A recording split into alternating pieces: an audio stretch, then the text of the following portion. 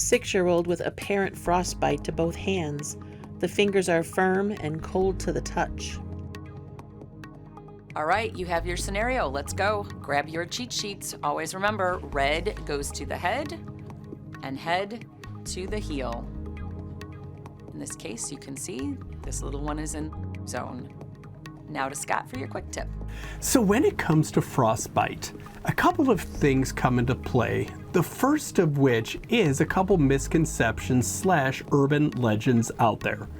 Number one, some of y'all remember reading about how you should go ahead and take snow or ice and go ahead and rub it. That is not recommended. Number two, taking blankets or clothing and rubbing the frozen area in an attempt to go ahead and warm it up is not recommended. Number three, anything that involves hot, meaning hot water, hot packs, etc., is not recommended. So with that in mind, beyond the urban legends, two real important questions come into play. The first of which is called, when do they hurt? And that's called when you warm them up.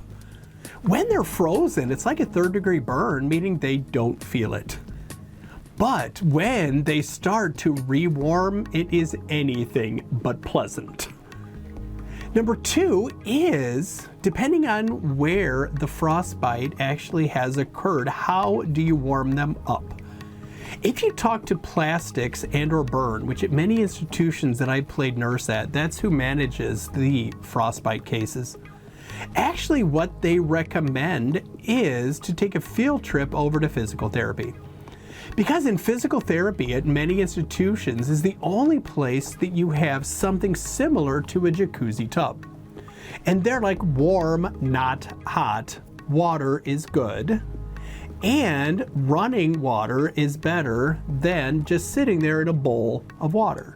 So when you put those two together, you want warm running water, either A, that involves a sink, or B, even better, once their pain is under control.